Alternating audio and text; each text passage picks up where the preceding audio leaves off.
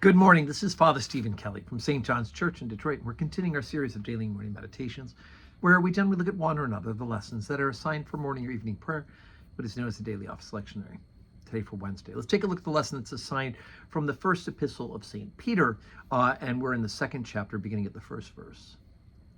Therefore, laying aside all malice and all guile and hypocrisies and envies and all evil speakings, as newborn babes desire the sincere milk of the word, that ye may grow thereby. If so be ye have tasted that the Lord is gracious, to whom coming as unto a living stone, disallowed indeed of men, but chosen of God and precious, ye also, as lively stones, are built up a spiritual house, an holy priesthood, to offer up spiritual sacrifices acceptable to God by Jesus Christ. Wherefore also it is contained in the Scripture, Behold, I lay in Sion a chief cornerstone, elect, precious, and he that believeth on him shall not be confounded. Unto you, therefore, which believe, he is precious.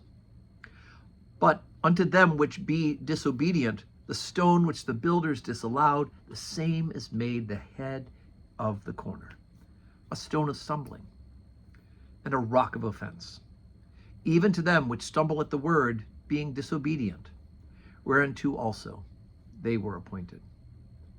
But ye are a chosen generation, a royal priesthood, a holy nation, a peculiar people, that ye should show forth the praises of him who hath called you out of darkness into his marvelous light, which in time past were not a people, but are now the people of God, which had not obtained mercy, but now have obtained mercy.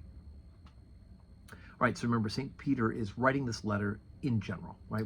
Whereas Paul's letters are addressed to communities, right, to Thessalonica and Corinth and to the Roman church, the church in Rome. These letters are written to answer questions and to deal with situations in particular communities. Peter's writing general epistles, writing for all the faithful to read.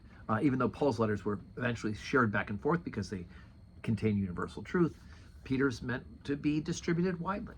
And so he's talking about this theological point about the inclusion of the Gentiles right at the end, which were in the past were not a people, but are now the people of God. That's very important for us to remember, that the Gentiles have now been included with the people of the original covenant. The Jews and the Gentiles together are come to Christ by grace through faith, right? No longer is it meant that you have to be blood relation from Abraham, Isaac, and Jacob, right? If you're that relationship, great, come to Jesus by faith. If you're not that blood relationship, great, come to Jesus by faith. But it goes on to talk about that, God has laid this stone, right? And it is good. It's the beginning of a holy house, and we are that holy house, that holy priesthood that's built upon the rock, the foundation stone, the cornerstone of Jesus Christ himself. But he says, to those who are being faithful, those who are seeking to serve Christ, this is a wonderful, marvelous stone.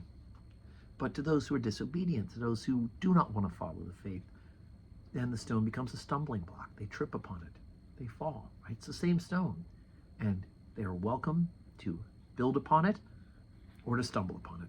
It's the choice we make because we have free will. So today is Wednesday, 12:15 Holy Communion, 4 o'clock evening prayer. Join us in person, right? We love having people with us for these things.